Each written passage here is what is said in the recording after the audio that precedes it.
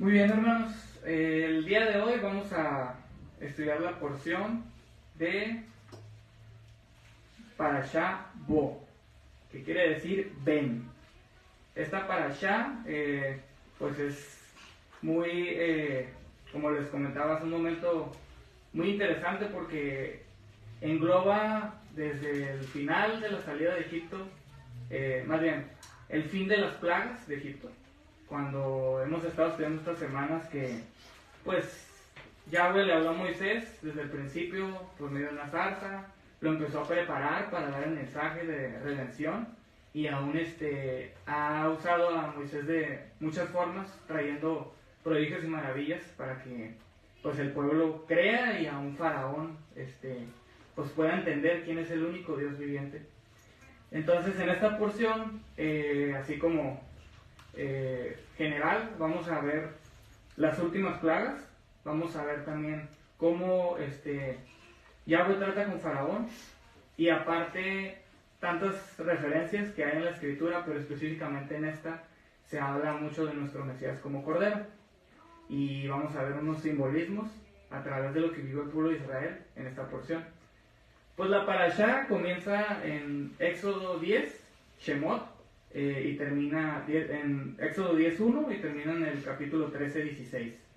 Esta porción llamada Bo, que la primera palabra de este verso, más bien de esta porción es ven, por eso se titula así. Precisamente el contexto, como lo decía, estamos en medio de las plagas de Egipto, cuando Moisés acaba de estar exhortando a Faraón que deje ir a su pueblo. Sin embargo, ya van varias plagas, la de la sangre, la de las ranas, serpientes, y no ha habido un cambio de cierta forma en la conducta de Faraón. Sin embargo, aquí vamos a ver cómo Dios hasta el último momento sigue tratando con él, con su orgullo, con su soberbia y aún con esa dureza de corazón que tiene. Entonces, la primera parte de esta porción dice así: Yahweh dijo a Moshe: ve a Faraón, pues yo he hecho endurecer su corazón y el corazón de sus siervos, para dar en medio de ellos estas señales mías, para que cuentes a oídos de tus hijos y de los hijos de tus hijos lo que yo ejecuté en Misraim, Egipto, y mis señales que puse entre ellos, para que sepáis que yo soy Yahweh. Ok, aquí en esta porción, Dios, Elohim, da una instrucción a Faraón, que es ve. Entonces, esta es la palabra que define esta parashá. Pero esa acción, esa orden de Yahweh indica que Dios va a ir con él. A la hora de expresarse de esa manera y dar esa orden, ya está de antemano entendido que Dios va a acompañar a Moisés y Dios va a obrar en todo lo que se le ha encomendado. Entonces, aquí también en esta parte se menciona que Yahweh ha hecho endurecer el corazón de Faraón y de sus siervos. Pero, ¿por qué pasa esta situación? ¿Por qué es que Yahweh obra de esta forma y aún, aparte de dar sus prodigios y maravillas, está haciendo hincapié que él mismo endurece el corazón de Faraón? Pues aquí mismo lo dice el verso 2: para que cuentes a oídos de los hijos, de tus hijos y los hijos de tus hijos, lo que yo ejecuté en Egipto, y mis señales que puse entre ellos, para que sepáis que yo soy Yahweh. O sea, aquí vemos y entendemos que aquí el que toma control de todo, aún del corazón, es el eterno Dios viviente. Entonces, pudiéramos pensar que ¿por qué Yahweh hace que el mismo Faraón se endurezca y él mismo propicia que se tengan que dar las plagas? Bueno, no solamente es parte de que Dios toma un completo control del corazón de Faraón, también tiene que tratar con él, porque en otros versos más adelante vemos que es por la soberbia y el orgullo, es porque de cierta manera Dios está tratando con ese corazón que está formado en Faraón y también nos está dando una enseñanza a nosotros, que es algo que realmente todos hemos experimentado. En algún área hemos tenido dureza de corazón y creo yo que no hay ninguno que haya venido aquí sin que haya tenido que ser tratado o quebrantado para poder comprender cuál es de verdad la voluntad de Dios. Y continúo.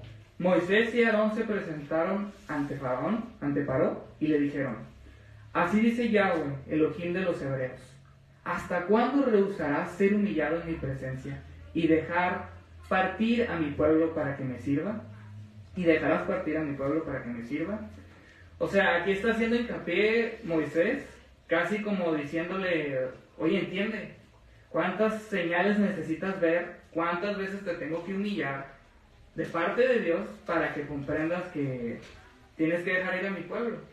O sea que ya se le está haciendo hasta a Moisés necesario expresarse de esta manera porque, bueno, de hecho es Yahweh, perdón. O sea, aquí se ve la renuencia de la actitud de Faraón de seguirse, pues, endureciendo, seguir haciéndose necio y aún haciendo caso omiso de lo que está indicando Yahweh. Y más adelante en el 24, y llamó Paró a Moisés y dijo: Id, servid a Yahweh y vayan también vuestros pequeños con vosotros. Solamente queden vuestras ovejas y vuestras vacadas. Pero Moisés respondió: Entonces, ¿tú nos darás víctimas para sacrificar y ofrecer holocaustos a Yahweh nuestro Elohim? También nuestro ganado irá con nosotros. No quedará ni una pezuña, porque de él tomaremos para servir a Yahweh nuestro Dios. Pues hasta que lleguemos allí, no sabremos con qué hemos de servir a Yahweh. Pero Yahweh endureció el corazón de Faraón y no consintió en dejarlos partir. En este verso ya me adelanté, pero se vuelve a comentar la parte de que Yahweh mismo endureció el corazón de Faraón. Aquí ahorita voy a leer más específicamente este capítulo, pero aquí lo que quiero enfatizar en estos versos es que Yahweh, aquí lo que quiere crear con esta situación, y aún en nosotros, es que tengamos esa actitud de aún tener la valentía, tener pues sí, la costumbre, la actitud de hablar de lo que Él ha hecho, de expresar nuestro testimonio, que es testimonio de Él. Entonces, por esa misma razón es que pasa toda esta circunstancia, porque no hay otra razón más fuerte para que el mundo, las naciones a todo alrededor entendieran quién es Dios, sino a través de estas señales y maravillas. Amén. Tenía que manifestarse Dios para que todos los que escucharan el testimonio, y aún de fuera, no solamente de los israelitas, pudieran comprender quién es Dios.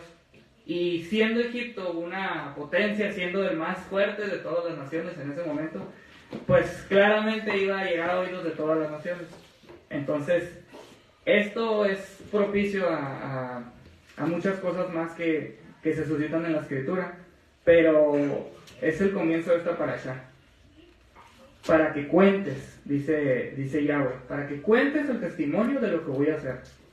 Ahora vamos a leer la parashá en Éxodo 10:1.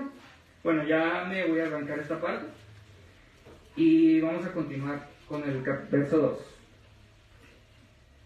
Yahweh dijo a Moisés: entra a la presencia de Faraón, porque yo he endurecido Ve a la presencia de Faraón, porque yo he endurecido su corazón y el corazón de sus siervos, para mostrar ante ellos estas mis señales. Es que aquí traigo otra versión. Y para que cuentes a tus hijos y a tus nietos las cosas que yo hice en Egipto y mis señales que yo hice entre ellos, para que sepas que yo soy Yahweh. Entonces vinieron Moisés y Aarón a Faraón y le dijeron: Yahweh, el Dios de los hebreos, ha dicho así: ¿hasta cuándo no querrás humillarte delante de mí? Deja ir a mi pueblo para que me sirva. Y si aún rehusas dejarlo ir, he aquí que mañana yo traeré sobre tu territorio la langosta, la cual cubrirá la faz de la tierra, de modo que no pueda verse la tierra, y ella comerá lo que escapó. Lo que os quedó del granizo, comerá asimismo todo árbol que fructifica en el campo. Y llenará tus casas, y las casas de todos tus siervos, y las casas de todos los egipcios, cual nunca vieron tus padres ni tus abuelos, desde que ellos fueron sobre tierra hasta hoy. Y se volvió y salió de delante de Faraón. Pues aquí vemos que viene la siguiente plaga, que es la plaga de las langostas. Algo curioso es que las langostas solamente se van a la vegetación. Las langostas no son hostiles y violentas en el sentido en que se expresa, pero no tocan a los humanos. Realmente lo que Dios quería tratar ahí aún era dejar sin vegetación a todo Egipto. Entonces, Esta plaga es una de las posteriores, aquí lo menciona, la del granizo.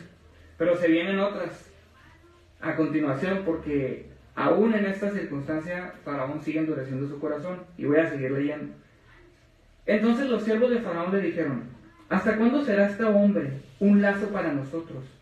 Deja ir a estos hombres para que sirvan a Yahweh a Yahweh su Dios. ¿Acaso no sabes todavía que Egipto está ya destruido? O sea, que aquí no solamente se trata de Faraón, sino Dios también estuvo tratando con las personas, con los siervos de él. Pero aquí vemos que ya no dependía de ellos este cambio, porque aún ellos ya estaban cediendo. Ya se estaba viendo un cambio después de tantas plagas, de tanta destrucción, la del granizo, el agua, las moscas, los piojos son las anteriores. Ya se estaba viendo un cambio, pero aquí la persona en cuestión, Faraón, el que estaba por encima, la cabeza es la que permanecía firme y dura. Entonces vemos que Dios está tratando con todo el pueblo. Aquí la cuestión es que específicamente Faraón sigue en esta misma circunstancia, sigue endureciéndose. Y Moisés y Aarón volvieron a ser llamados ante Faraón, el cual les dijo: andad, servid a Yahweh vuestro Dios. ¿Quiénes son los que han de ir? Moisés respondió: hemos de ir con nuestros niños y con nuestros viejos, con nuestros hijos y con nuestras hijas, con nuestras ovejas y con nuestras vacas hemos de ir, porque es nuestra fiesta solemne para Yahweh. O sea, aquí Faraón, más voy a seguir leyendo porque aquí Faraón se le pide algo, se le pide que le deje ir al pueblo por medio de Moisés y que lleve a sus vacadas o sus ovejas, todo lo que le pertenece. ¿Por qué? Porque van a celebrar la fiesta. ¿Y cuál es esa fiesta? Pues es Pascua, es Pesaj. Entonces, si seguimos leyendo, vemos que Faraón, en su renuencia, ni siquiera concede el que vayan todo lo que se le está pidiendo, los animalitos. Porque, vamos a leer.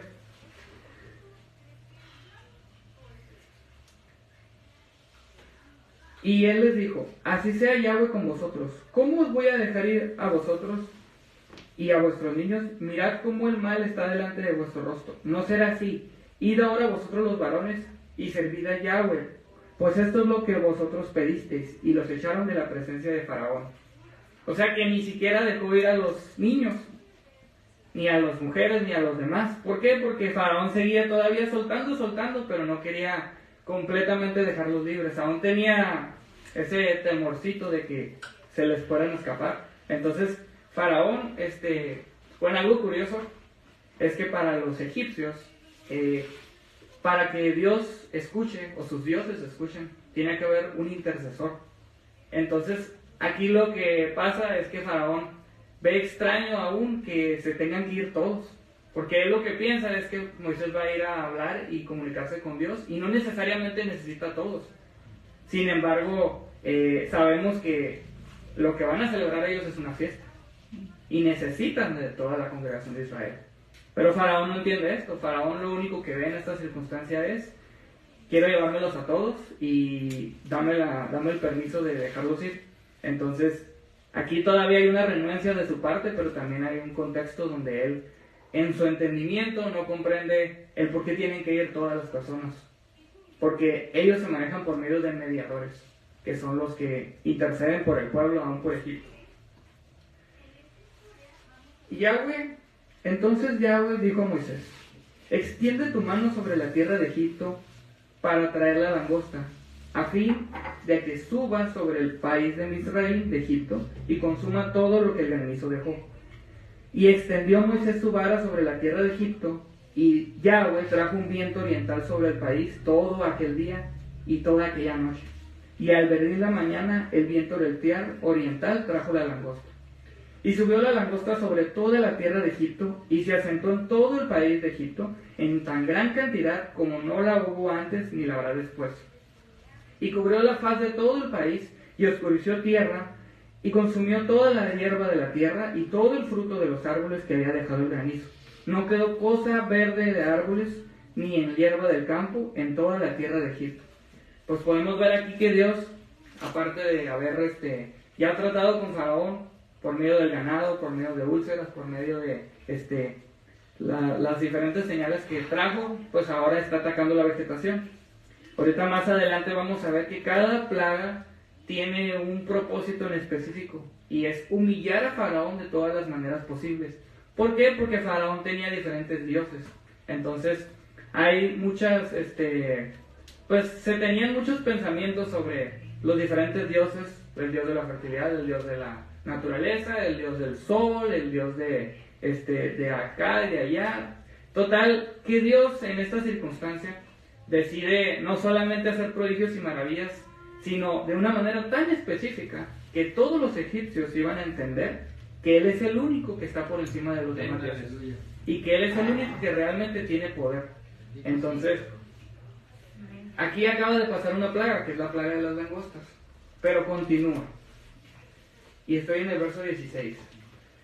Entonces Faraón se apresuró a llamar a Moisés y Aarón y dijo: he pecado contra Yahweh vuestro Dios y contra vosotros, mas os ruego ahora que perdonéis mi pecado solamente esta vez, y que oréis a Yahweh vuestro Dios, que quite de mí al menos esta plaga mortal.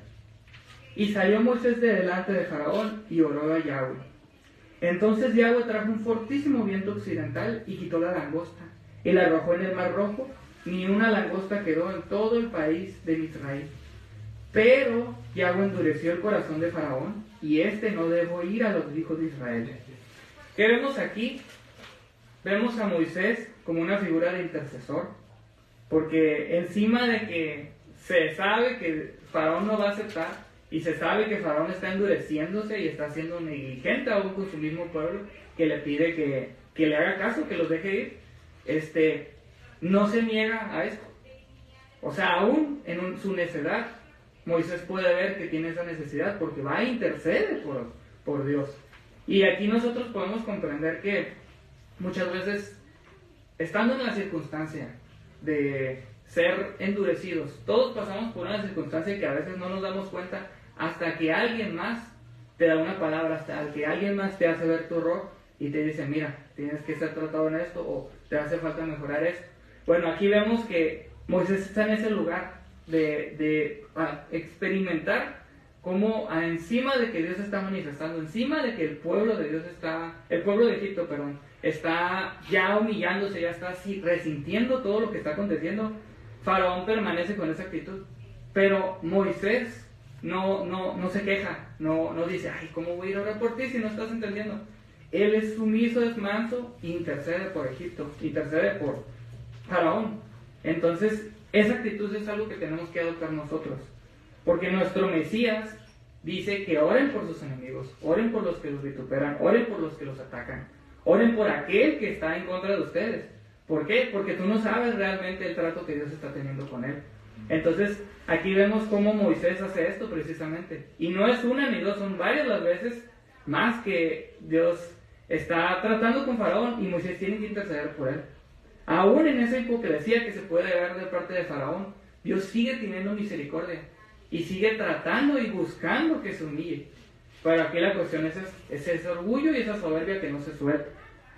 Pero podemos ver esta actitud de Moisés, que también es una figura del Mesías, en cuanto a mansedumbre y humildad, y en cuanto al intercesor, no solo de Israel, sino también de Egipto.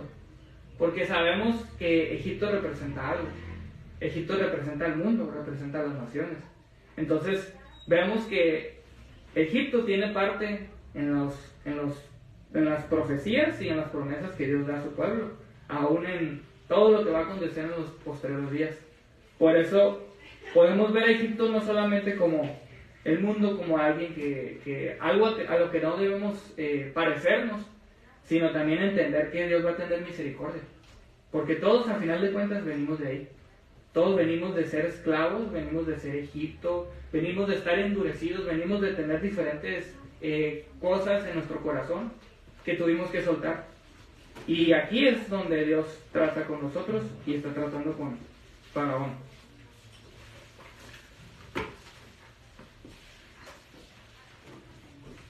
Algo que quiero enfocar con estos versos que acabo de poner en pantalla es que como dije anteriormente, Faraón estaba siendo tratado. Y los versos, como vemos en la escritura, expresan que Dios mismo estaba haciendo que fuera endurecido. Pero aquí, leyendo Nehemías 9, verso 9 al 10, vamos a ver algo curioso. Y dice así: luego viste la aflicción de nuestros padres en Egipto, y escuchaste su clamor junto al mar de los juncos, e hiciste señales y maravillas delante de Faraón y de todos sus siervos y en todo el pueblo de su tierra, porque sabías que habían obrado con soberbia contra ellos, y te hiciste renombre como en este día. Y voy a leer también Hechos 7, verso 33. Y Yahweh le dijo: desata las sandalias de tus pies, porque el lugar sobre el que estás es tierra santa. Ciertamente vi la opresión de mi pueblo que está en Egipto, y oí su gemido, y les envié a librarlos. Ahora pues, ven, para que te envíe a Egipto. Y a este, Moshe, a quien rechazaron diciendo: ¿quién te nombró por gobernante y juez? A este envió Dios como gobernante y libertador por mano del ángel que se le apareció en la zarza. Este lo sacó, haciendo prodigios y señales milagrosas en tierra de Egipto, y en el Mar Rojo, y en el desierto por 40 años. Bueno, este verso, en este capítulo hay más contexto por el que se está hablando esto, pero se hace referencia a esta parte de la escritura donde literalmente Yahweh, donde Yahweh está haciendo prodigios, señales y maravillas, como se menciona. Entonces, al principio vemos en el verso anterior, dice Yahweh: para que cuentes a oídos de tus hijos y de tus hijos de tus hijos lo que yo ejecuté en Egipto. Pues podemos ver que en toda la escritura, y en Salmos, en Proverbios, en diferentes partes de la escritura, se sigue referenciando esta parte. Cuando Yahweh hizo prodigios, señales y maravillas. Y hasta el día de hoy, eso está en boca de nosotros. Amén. ¿Por qué? Porque esto es parte fundamental de lo que Yahweh hizo. Que sigamos dando testimonio de su grandeza y de todo lo que ha de hacer.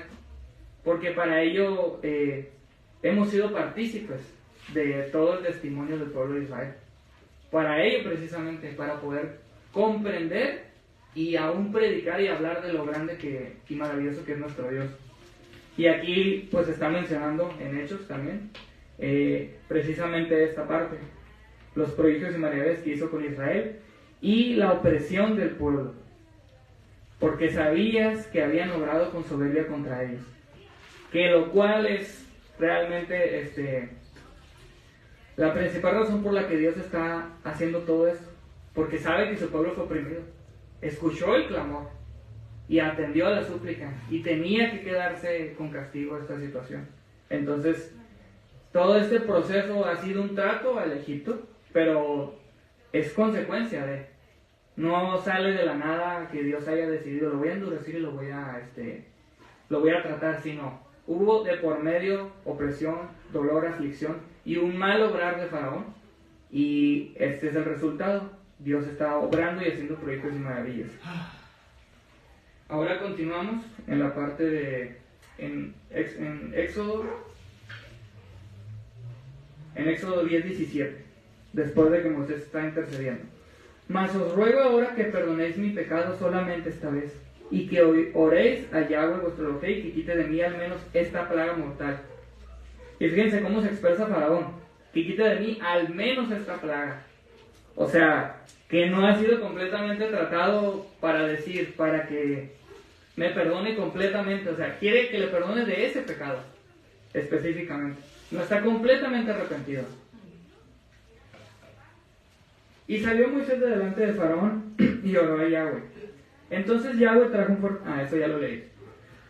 Pero Yahweh endureció el corazón de Faraón, y éste no dejó ir a los hijos de Israel.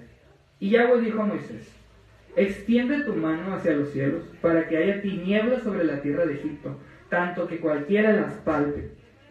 Y extendió Moisés su mano hacia los cielos, y hubo densas tinieblas sobre toda la tierra de Egipto por 3 días. Bueno, esta plaga, pues, es muy, muy curiosa, y específicamente se dice que 3 días estuvo, oscuridad. Bueno, esos 3 días representan esos 3 días que Yeshua estuvo por resucitar después de morir. Entonces, ya hay una referencia de aquí, de esta plaga en específico, de esas tinieblas que duraron 3 días. Y dice así,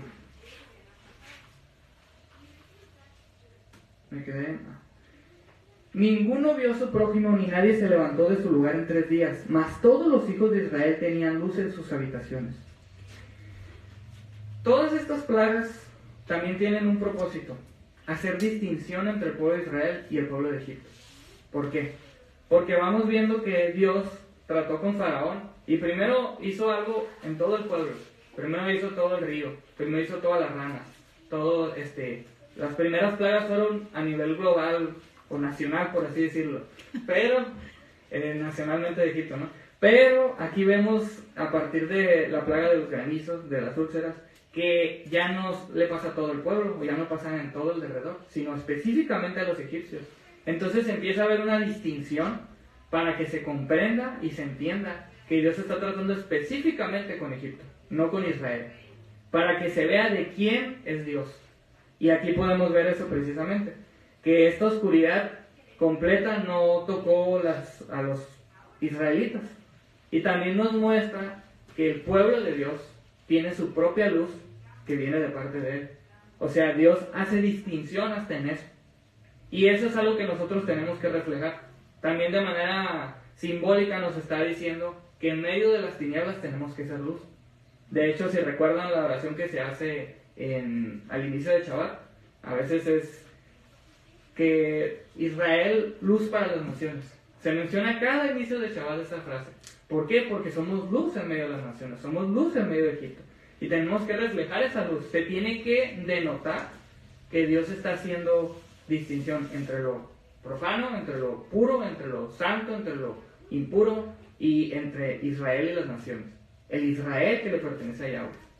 Entonces, aquí hay otra distinción muy clara, que yo me pongo a pensar o imaginarme cómo es que hubiera sido esa circunstancia de una oscuridad completa, como cuando nosotros nos quedamos sin luz en los diferentes terremotos que ha habido aquí, y nos quedamos, ay, híjole, o sea, empezamos a buscar velitas y todo eso, y aunque estamos conscientes que puede regresar o no, sí nos agarra en curva. Ahora imagínense 3 días y que sea tan evidente para el pueblo de Egipto que solamente el pueblo de Israel puede ver.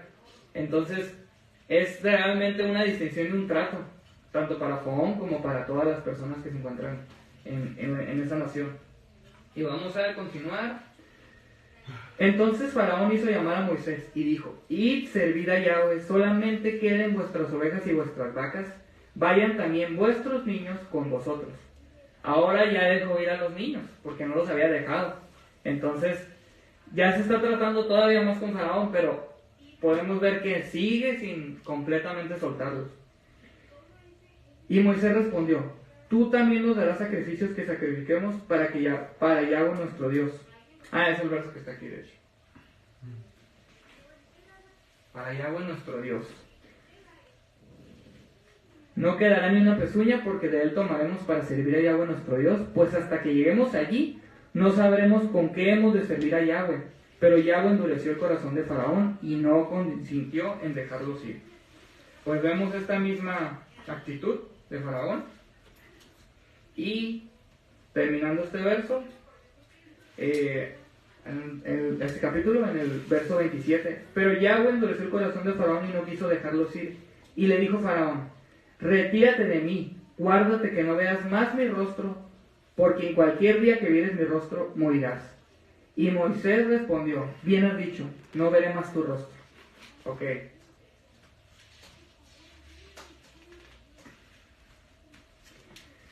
Aquí vemos también que este acto de salida de Egipto está demandando fe. Está demandando fe porque se seguía viendo señales, se seguían viendo prodigios, se seguían viendo maravillas, pero no se veía un cambio en Faraón y no pareciera que los fuera a dejar ir. Pero aquí Moisés está expresando aún su fe, diciendo: Tú lo has dicho, no seré visto más por ti. ¿Por qué? Porque está ya declarando la salida de Egipto. Ya está consciente que está llegando la redención y aún la última plaga, que pues ahorita vamos a ver, la plaga más terrible, la plaga de los primogénitos. Y aquí veo este capítulo que expresa precisamente en Hechos 11, verso 24, la fe que tenía Moisés. Por fe Moisés, ya grande, rehusó ser llamado hijo de la hija de Faraón, escogiendo antes padecer aflicción con el pueblo de Dios que tener un gozo temporal del pecado, considerando mayor riqueza el vituperio del Mesías que los tesoros de Misraim en Egipto, porque tenía la mirada puesta en el galardón.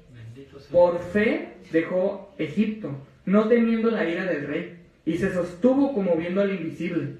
Por fe celebró la Pascua, Pesaj y el rozamiento de la sangre, para que el que destruía a los primogénitos no los tocara a ellos.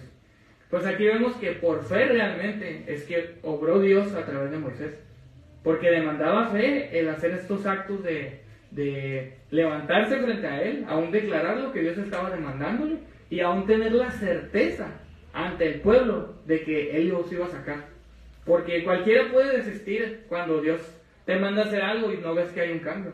Yo creo que todos nos hemos enfrentado a un faraón donde no vemos que haya símbolos de arrepentimiento, símbolos de algún tipo de remordimiento, y no porque nosotros tengamos la instrucción o la encomienda de Dios quiere decir que no nos podamos desanimar o que podamos decir, híjole, no, parece que no va a suceder. O sea, eso pasa siempre que estamos constantemente a prueba, y Moisés estaba a prueba. Tenemos que ser valientes y creer más en lo que Dios ya dijo que en lo que estamos viendo con nuestros ojos. Entonces aquí Moisés probó su fe al continuar y persistir en esa encomienda de Dios, aun que Dios mismo le estaba endureciendo a Faraón. Y por eso lo expresa aquí en Hechos. De hecho es Hebreos, me equivoqué. Bueno, Hebreos 11, una disculpa, ¿no? Por fe Moisés dejó Misraim, por fe celebró la Pascua, porque también era de cierta manera el símbolo de libertad, la Pascua. Era una señal y era una celebración que recordaba cómo Dios lo sacó. Entonces lo interesante es que Dios de antemano ya le está dando una celebración para afirmar lo que va a pasar. Y es así como obra Dios. Dios siempre te da señales y siempre te da promesas, y están todas en la Escritura. Pero yo sé que cada uno pasa por esta situación en cierto momento. Tiene que ir más allá de lo que está viendo y aún creer, aunque la circunstancia no esté.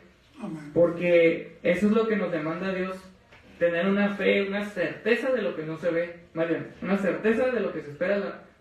¿Cómo es? La convicción de lo que no se ve, la certeza de lo que se espera. Y es así. Por eso dice, por fe dejó Egipto, no temiendo la ira del rey, y se sostuvo como viendo al invisible. O sea, viendo algo que no es capaz de ver con los ojos, pero creyéndolo en su corazón y afirmándolo aún. Y eso es algo que nos cuesta, pero tenemos que hacer. Porque todo esto que vivió el pueblo de Israel y todo esto que vivió Moisés es ejemplo de lo que nosotros estamos también haciendo y lo que tenemos que predicar. Esa fe que va por encima de las circunstancias. Y esa mansedumbre y humildad que tiene Moisés, que es un reflejo del Mesías, que es manso y humilde de corazón.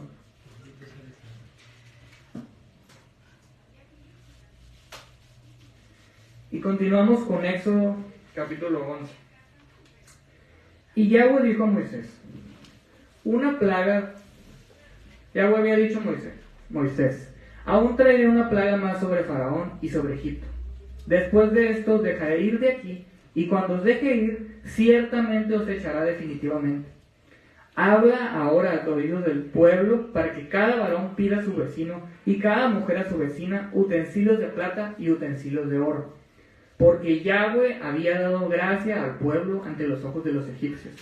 Y la persona de Moshe había sido hecha de gran estima en la tierra de Egipto, ante los ojos de los siervos de Faraón. Aquí vemos que encima de toda esta circunstancia, encima de toda esa opresión, Dios da una gracia especial a su pueblo. Y Él mismo utiliza esa gracia para su beneficio. Y les está encomendando que vayan y se aperciban, porque van a salir. Pero que no salgan nomás con lo que tienen en su mano, sino que se hagan de cosas. Porque Dios aún despojó a Egipto de todas sus pertenencias. Y aquí vemos claramente otra vez que encima de las circunstancias, Dios da esa gracia especial, y esa gracia especial que es a través de su Hijo Yeshua. Entonces todos nosotros tenemos una gracia especial, y a veces no nos creemos capaces, a veces no nos sentimos listos para lo que vamos a hacer, pero Dios es el que te concede, el que te da. Y vemos claramente cómo Dios utiliza a favor esto. Y añadió Moisés: así dice Yahweh, como a la medianoche yo saldré por el medio de Egipto, y morirá todo primogénito en la tierra de Israel y en Egipto, desde el primogénito de Faraón, que se sienta en su trono, hasta el primogénito de la esclava, tras las piedras de molino, y todo primogénito de los animales.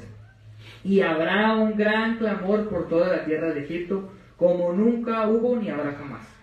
Bueno, pues aquí viene la última plaga, la plaga de los primogénitos, que para los egipcios los primogénitos eran sagrados. Entonces, esto realmente iba a ser ¿cómo diré? Pues tan doloroso, buscaba una palabra, pero iba a ser tan complicado para Faraón que ya no había vuelto atrás. Devastador. Ajá, devastador, eso es una palabra así.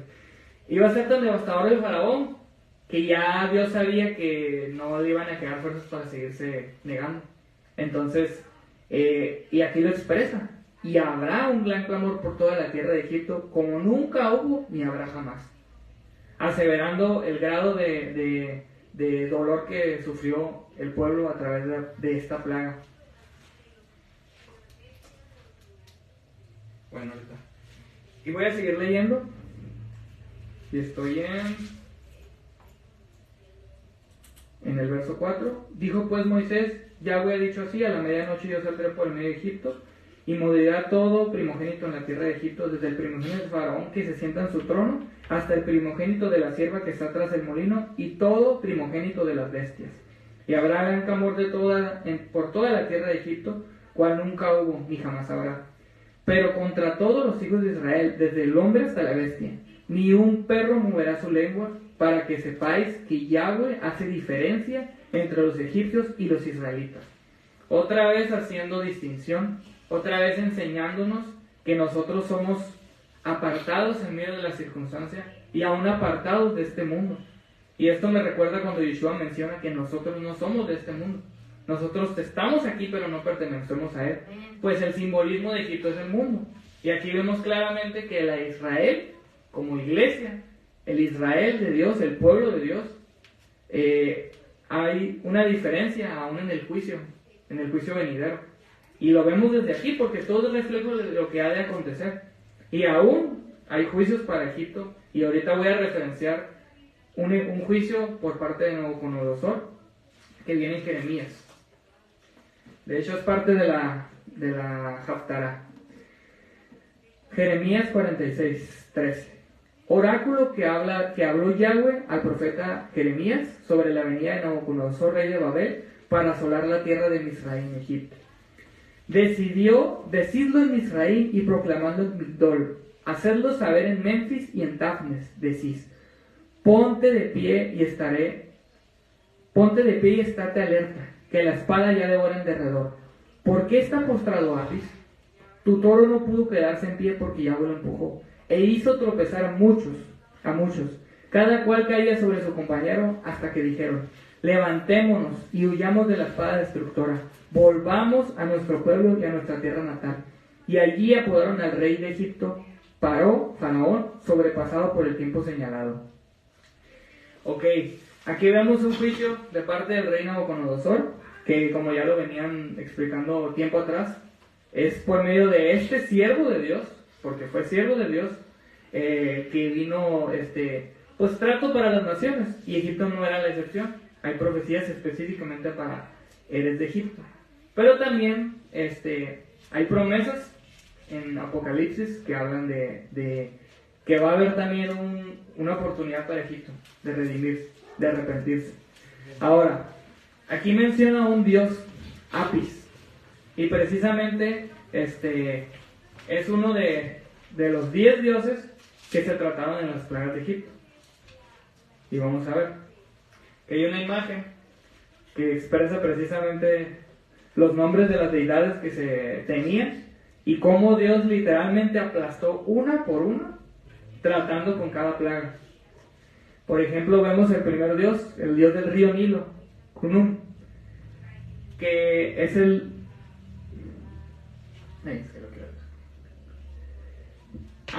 aquí en Éxodo 17-19 es cuando Dios habla y encomienda el río, que Moisés toque el río y se convierta en sangre. Pues es una manera de hacer menos a este Dios delante de Faraón.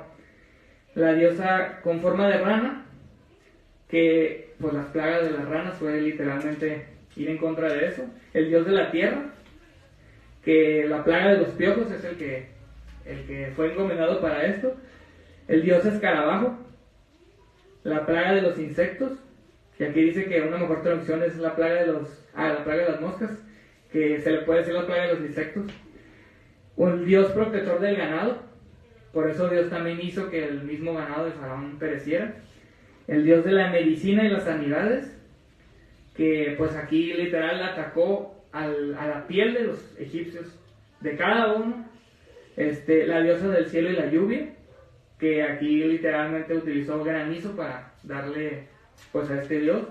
La diosa de la fertilidad, y pues aquí veo que hace referencia pues precisamente a las langostas, como el hecho de que crezca y produzca fruto en la vegetación.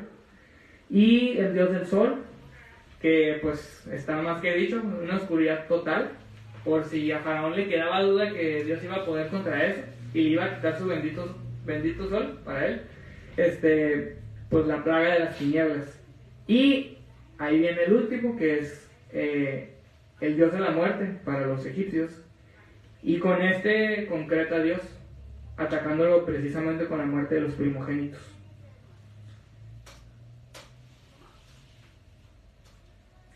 Ahora vamos a Éxodo 12. Después de ver todo lo que aconteció, vemos pues las plagas y cómo concluyeron, ¿no? Pasamos por la plaga de la langosta, de las tinieblas, y está por acontecer la plaga de los primogénitos. Pero en medio de esta circunstancia, en medio de esa situación, en medio de ese trato con el pueblo de Egipto y aún esa demostración del poder y majestad de Dios a su pueblo, también Dios ya empieza a instruir, encomendar y guiar a su pueblo para lo que sigue. Porque Dios no dijo esto hasta que salieron, sino los estuvo preparando para que ya tuvieran instrucción. Entonces, eso nos hace ver que en medio de toda circunstancia, Dios siempre te va a estar guiando y te va a estar indicando. En medio de las dificultades, Dios de antemano ya te está anticipando lo que debes hacer. Ahora, esto que vamos a ver, pues marca y define realmente lo que estamos profesando y celebrando, que es el comienzo de los tiempos. Y voy a leer Éxodo 12, verso 1. Habló Yahweh a Moisés y Aarón en la tierra de Egipto, diciendo: este mes es para vosotros principio de meses. Sea para vosotros el primero de los meses del año. Pues, como conocemos, el primero de los meses del año, llamado Abib, comienza en la primavera. Y precisamente la palabra Abib representa o significa cebada. También se le traduce primavera, pero cebada. ¿Por qué? Porque comienza en su principio cuando la cebada está espigada, cuando está madura. Y ese es como el símbolo o señal de parte de Dios para el comienzo de los meses. Y esto se va a venir expresando en la Escritura. Pero aquí en este verso es el primero donde Dios menciona, será el principio de los meses. ¿Y por qué? Porque Dios ya estaba preparando a su pueblo para salir. Por lo tanto, también estaba indicando un nuevo comienzo. Un comienzo, por así decirlo, espiritual en este ciclo que viene de fiestas. ¿Por qué? Porque nosotros lo vemos de esta manera ahora. Ahora podemos comprender que este ciclo inicia y comienza. Y hay un camino que recorrer. En cada fiesta, en Pascua, en Panes de Levadura, en Shavuot, hasta llegar a Sukkot.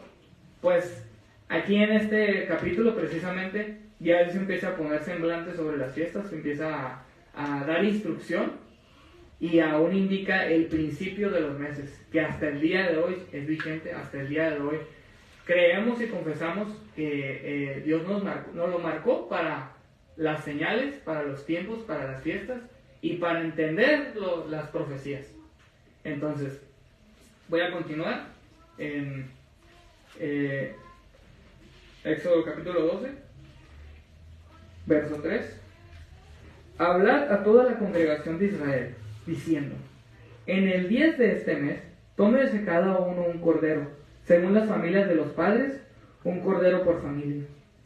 Mas si la familia fuere tan pequeña que no baste para comer el cordero, entonces él y su vecino inmediato a su casa tomarán uno según el número de las personas. Conforme al comer de cada hombre, haréis la cuenta sobre el cordero. Ok, todos tenían que participar de esta fiesta que iba a venir, Pascua.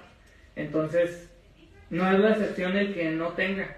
Aquí ya también Dios está diciendo que tienen que encargarse de que todos como pueblo estén preparados, porque todos tienen que ser partícipes de este acto y todos están viviendo la misma circunstancia.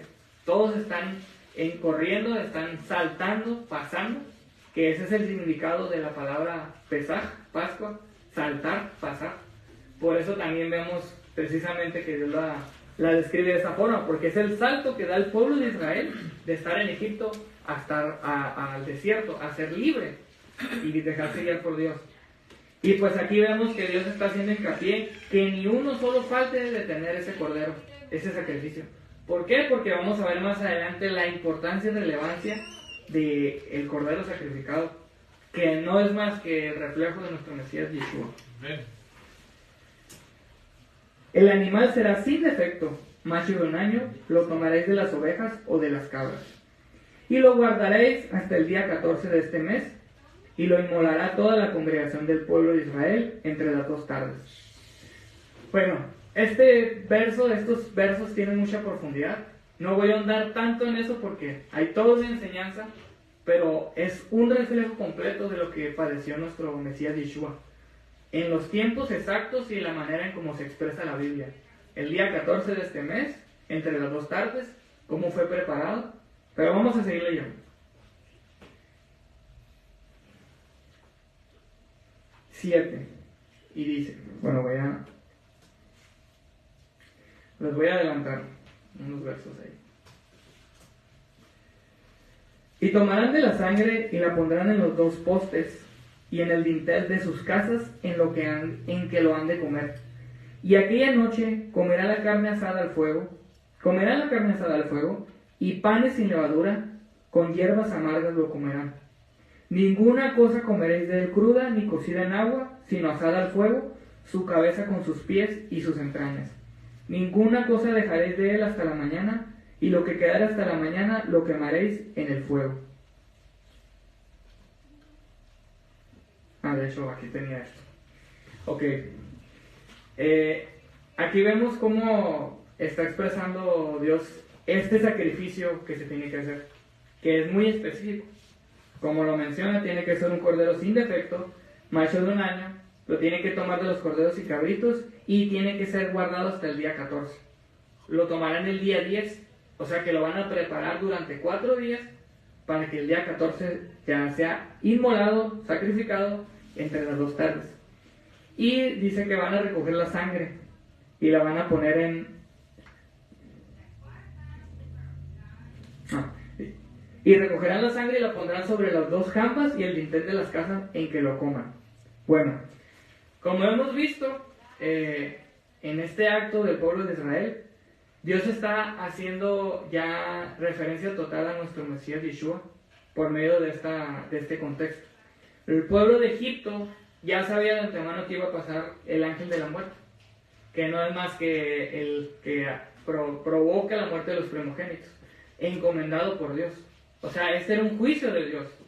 Pero en ese juicio, Dios provee una manera de salvar a su pueblo. Y está dando a entender cómo es que ellos tienen que ser apartados y cómo es que ellos van a ser libres de la muerte. Y la muerte no es más que el pecado. Entonces, pide Dios que se embarre con sangre los dinteles de las casas, en las puertas, en los 2 postes. ¿Por qué? porque el ángel de la muerte iba a pasar por todo Egipto, iba a recorrer cada casa de Egipto, iba literal, donde no viera la señal, entrar, iba a matar a todos los primogénitos. Entonces, esa sangre de ese corderito funge como una señal de que pertenecen a Dios. Y esa sangre de ese corderito es la que recibimos a través del sacrificio de nuestro Mesías Yeshua. Y esa sangre y esa señal que está puesta en la puerta también nos hace referencia al Mesías como la puerta hacia Dios. ¿Por qué? Porque Él es la puerta de las ovejas. Por Él es donde entramos al Padre. Y en esa puerta está la señal. Entonces podemos ver también que nosotros tenemos que tener esa señal marcada, tener ese apartamiento y esa consagración a través de su Hijo. Y este simbolismo se viene plantando desde la salida de Egipto, que es el éxodo del mundo. Porque nosotros no pertenecemos a este mundo, pero estamos en este mundo. Entonces cada uno pasa por este éxodo. Y es a través de esa puerta, es a través de ese sacrificio del Cordero, es a través de Yeshua que tenemos señal y podemos salir. Y aún esa muerte, ese pecado, esa muerte espiritual del pecado que tenemos, no nos toca. Y aquí menciona: no comáis de él nada crudo ni hervido en agua, sino asado a fuego, tanto su cabeza como sus patas y sus entrañas. No dejaréis nada de él para la mañana siguiente, y no será quebrado hueso suyo, y lo que quede de él en la mañana siguiente lo quemaréis en el fuego. Aquí dice que no vas a dejar absolutamente nada de él. ¿Por qué? Porque el sacrificio que nosotros recibimos de Yeshua es completo. No podemos nosotros recibirlo a medias. No podemos decir, sí quiero ser parte de esta salvación tan grande, pero no ceder. No dejar que todo sea quemado, por así decirlo, que todo ese pecado se consuma. Entonces, a la hora de aceptar a nuestro Mesías, tenemos que ser completos, tenemos que ser perfectos. Por eso es que aquí dice que se consuma todo y no dejes nada, porque ese sacrificio es completo. Y es una reflexión que debemos tener. No se trata de estar tibio o frío, tenemos que ser calientes, así como dice Yeshua. No quiero que estés a medias. Mejor seas frío para que venga Dios, trate y te arrepientas, o caliente para que estés firme. Entonces, eso podemos verlo aquí. Y no será quebrado hueso suyo. Pues esta es una referencia clara a lo que pasó con nuestro Mesías, que ahorita vamos a ver un verso referente a eso. Y continúa: y así habréis de comerlo, ceñidos vuestros lomos, vuestras sandalias en vuestros pies, y vuestro cayado en vuestra mano, y lo comeréis apresuradamente. Él es la Pascua de Yahweh.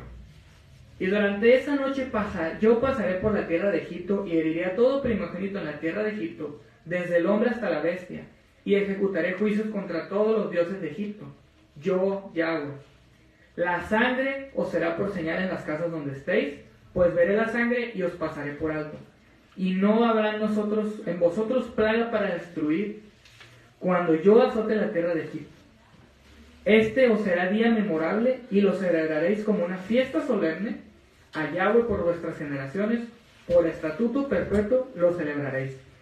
Pues aquí se hace la referencia a esta fiesta, precisamente con su nombre, Pesaj, pasar por alto, porque Dios pasa por alto los pecados a través de esa sangre y pasa por alto todo lo que aconteció.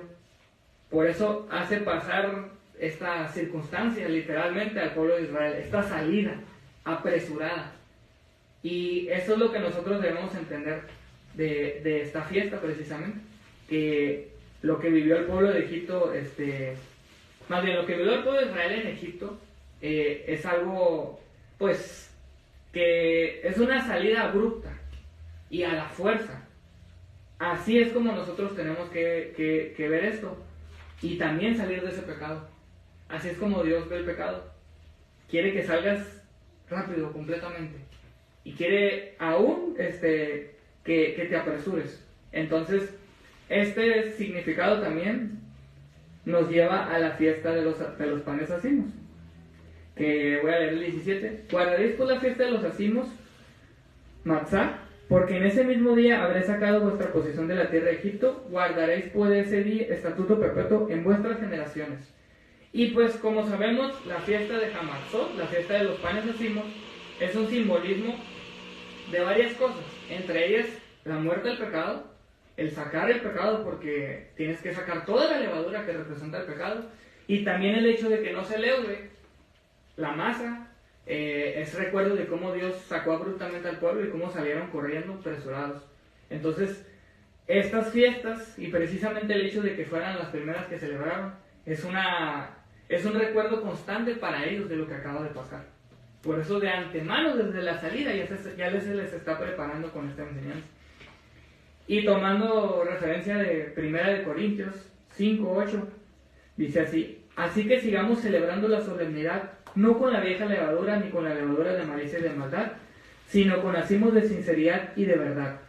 Pues esto va dedicado específicamente a esta fiesta y aún a recordar que esa levadura, como les comentaba, es el pecado, es la malicia, es la maldad, sino tenemos que tener una nueva imagen, ser un nuevo hombre y estar libres de ese pecado, libres de esa levadura. Por eso Pablo hace referencia precisamente a esto y la menciona como una solemnidad, porque es una solemnidad perpetua, como acabamos de ver, por vuestras generaciones. Y referenciando Pedro 1, verso 19, primera de Pedro, capítulo 1, verso 19, sino con la sangre preciosa del Mesías, como de un cordero sin mancha y sin defecto, escogido ciertamente antes de la fundación del mundo, pero manifestado en los tiempos postreros por amor a vosotros, que por medio de él sois fieles a Elohim, a Dios, quien lo resucitó entre los muertos y le dio gloria, para que vuestra fe y esperanza estén en Elohim. Pues aquí está hablando de esta sangre que es precisamente la sangre en el dintel, y también habla de un cordero sin defecto, como lo es nuestro Mesías, sin mancha, sin pecado, y aún dice que de antemano fue escogido. Pues también el hecho de que nosotros escogemos ese corderito a los 10 días, y hay una preparación. Y pues continuamos con precisamente unas referencias, otras referencias que están escritas. Hay que repetir 1 de Pedro, pero en Números 9:12 dice lo siguiente: no dejarán nada de él para la mañana siguiente, y no será quebrado hueso suyo, la prepararán conforme a todo el estatuto de la Pascua. Pues otra vez haciendo referencia más adelante en el desierto, que no va a ser quebrado hueso suyo. Esto nos recuerda y afirma el hecho de que Yeshua, cuando padeció y cuando estuvo en ese madero, no se le quebró ni un solo hueso. Y de hecho eso viene en la porción del Nuevo Testamento, Pacto Renovado. Y dice Lucas: y cuando se cumplieron los días de la purificación de ellos, según la ley, la instrucción de Moisés, los subieron a Jerusalén para presentarlo a Yahweh, como está escrito en la Torá, en la ley de Dios: todo varón que abre matriz será llamado Kadosh, santo a Yahweh. Bueno, esto solo es referencia de que Yeshua es el primogénito, y que literalmente pues él abrió la matriz, y por eso también cumple con ese requisito. Y dice Deuteronomio 4:37: y porque amó a tus padres y escogió a su descendencia después de ellos, y te sacó personalmente de Egipto con su gran poder. Pues esa es referencia de lo que Dios hizo en esta circunstancia, como con gran poder sacó al pueblo de Egipto.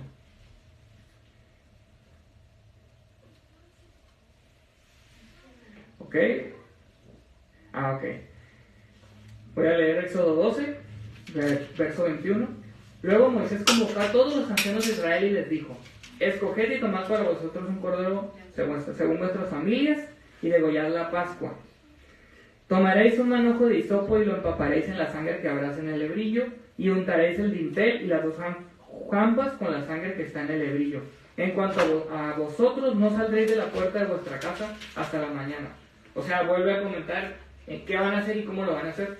Aún menciona ahora que con hisopo utilicen ese instrumento para poner la sangre. Y de hecho el hisopo es una referencia de la purificación. No en todas las órdenes se encomienda específicamente hisopo, pero sí se menciona aún en un salmo precisamente: purifícame como hisopo y seré limpio. El hisopo es referencia de purificación, entonces que hayan utilizado ese y que Dios lo haya encomendado hace referencia a eso. Así cuando pase Yahweh para herir a los egipcios, verá la sangre en el dintel y sobre ambas jambas, y pasará Yahweh de aquella puerta, y no dejará que el destructor entre para plagar vuestras casas. Guardaréis esta palabra como estatuto para ti y para tus hijos por siempre. Otra vez reafirmando en todo lo que dices desde el principio que es para siempre, porque es un recordatorio permanente, aún para nosotros. Y cuando entréis en la tierra que Yahweh os dará, como ha hablado, observaréis este servicio. Y cuando os pregunten vuestros hijos, ¿qué significa este servicio?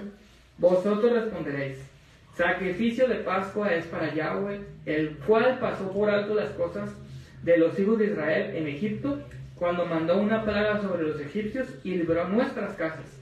Entonces el pueblo, inclinándose, se postró. Fueron pues los hijos de Israel y hicieron tal como Yahweh había ordenado a Moisés y a Aarón, así lo hicieron. Bueno, aquí es una de las tantas referencias donde Dios hace hincapié también que estas cosas que estamos aprendiendo, todas estas vivencias y experiencias, tenemos que hacer partícipes a nuestros hijos. Y a todo el que nos preceda, a todo el que tengamos en nuestra familia, porque se tiene que transmitir. Esto se tiene que transmitir y es lo que viene diciendo desde el principio Yahweh aún en esta porción. Para que cuentes a las naciones, para que se escuche la gloria, la manifestación, el poder de mí, de yo soy Yahweh, y que se transmita esto a las generaciones futuras. Entonces, aquí hace hasta una pregunta, una hipótesis. Cuando te pregunten, porque se está diciendo también de antemano que va a salir esta generación y va a haber otra, que no va a haber experimentado esto. Y esa es referencia clara de lo que vivió Israel en el desierto, cómo pasó la primera generación y sus hijos continuaron y ellos tomaron esa tierra prometida. Entonces ya los está preparando. No se te olvide, porque esto lo tienen que saber tus hijos y los hijos de tus hijos.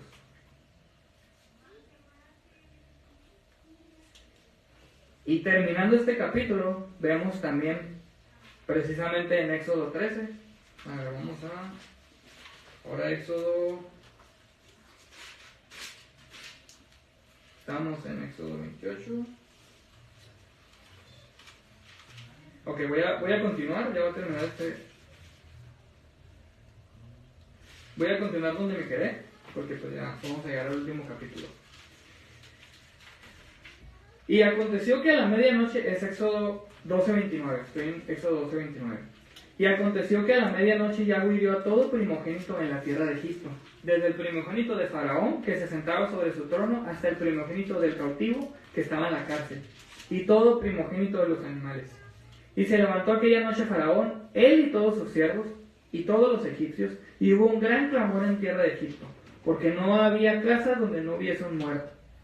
E hizo llamar a Moisés y a Aarón de noche, y les dijo: salid de en medio de mi pueblo, vosotros y los hijos de Israel, e id, servid a Yahweh como habéis dicho.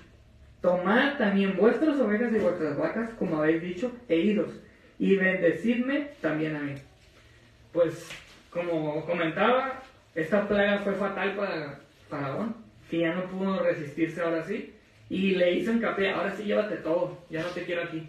¿Por qué? Porque llegó hasta el último punto, hasta sus primogénitos, hasta la familia más preciada para ellos, y dice que en cada casa del pueblo no había muertos, no había una sola donde no hubiera un muerto.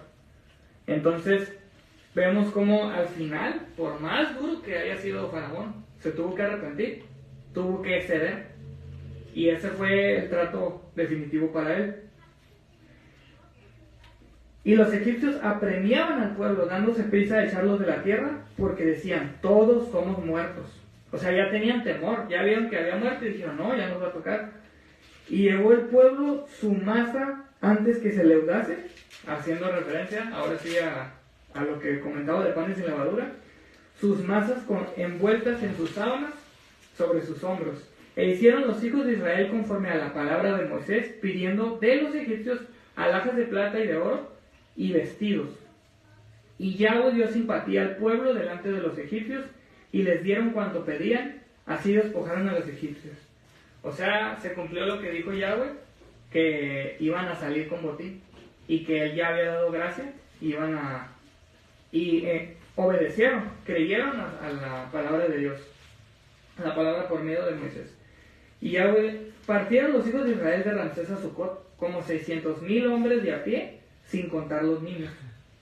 También subió con ellos grande multitud de toda clase de gentes y ovejas y muchísimo ganado. Y cocieron tortas sin levadura de la masa que habían sacado de Egipto, pues no había leudado, porque al echarlos fuera los egipcios, no habían tenido tiempo ni para prepararse comida. El tiempo que los hijos de Israel habitaron en Egipto fue 430 años. Y pasados los 430 años, en el mismo día todas las huestes de Yahweh, de Dios, salieron de la tierra de Egipto. Pues aquí vemos que salieron con botín, y hace referencia también a todos los años que estuvo esclavo Israel en Egipto, que son 430 años. Bastante tiempo de esclavitud, bastante tiempo de dolor, y es por eso que Dios tuvo que realizar estos prodigios y aún este castigo para Egipto, porque era demasiado el rigor que tuvo con él. Y es noche de, menciona el verso 42, es noche de guardar para Yahweh por haberlos sacado en ella de la tierra de Egipto. Esta noche deben guardarla para Yahweh todos los hijos de Israel en sus generaciones. Hace referencia a Pascua. Y Yahweh dijo a Moisés y a Aarón: esta es la ordenanza de Pascua, ningún extraño comerá de ella, mas todo siervo humano comprado por dinero comerá de ella después que lo hubiese circuncidado. El extranjero y el jornalero no comerán de ella. Se comerá en una casa, y no llevarás de aquella carne fuera de ella, ni quebraréis hueso suyo. Vuelve a hacer otra vez referencia a quebrar sus huesos, que no se debe hacer. Se comerá en una casa, y no toda la congregación de Israel lo hará. Mas si algún extranjero morare contigo y quisiere celebrar la Pascua para Yahweh, séale circuncidado todo varón, y entonces la celebrará, y será como uno de vuestra nación, pero ningún incircunciso comerá de ella. La misma Torá, ley, será para el natural y para el extranjero que habitar entre vosotros. Así lo hicieron todos los hijos de Israel, como mandó Yahweh a Moisés y a Aarón, así lo hicieron. Y en aquel mismo día sacó Yahweh a los hijos de Israel en tierra de Egipto por sus ejércitos.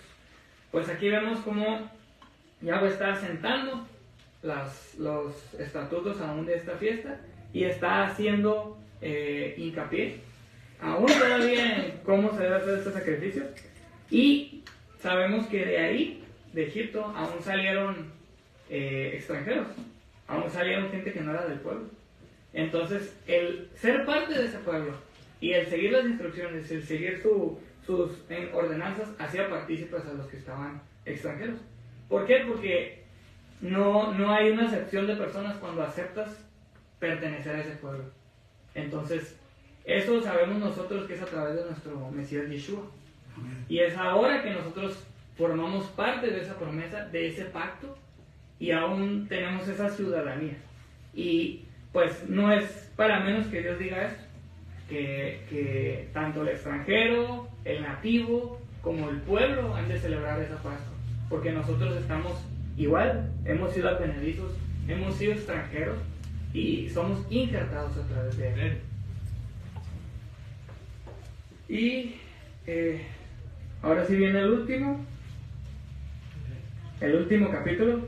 Vamos a ver rapidito. Éxodo 13.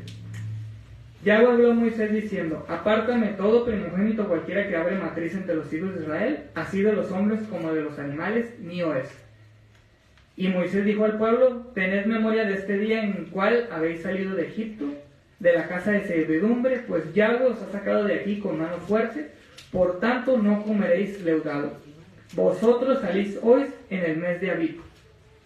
Entonces menciona la parte de los primogénitos, la ordenanza, y aún que tengan memoria, haciendo referencia a lo que estaba comentando antes, que no se les olvide.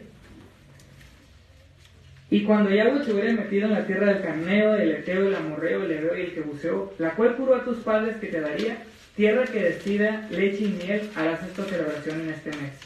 7 días comerás panes sin levadura, y el 7º día será fiesta para Yahweh. Por los 7 días se comerán panes sin levadura, y no se verá contigo nada leudado, ni levadura en todo tu territorio. Y lo contarás en aquel día a tu hijo diciendo. Me parece que esto está aquí. Sí. Y aquel día se lo explicarás a tu hijo diciendo: es con motivo de lo que Yahweh hizo por mí cuando salí de Egipto. Y te será por señal en tu mano y por recordatorio ante tus ojos, para que la ley, la Torá, la instrucción de Yahweh esté en tu boca. Por cuanto por mano fuerte te sacó Dios de Egipto, así pues de año en año cumplirás este estatuto en su tiempo señalado.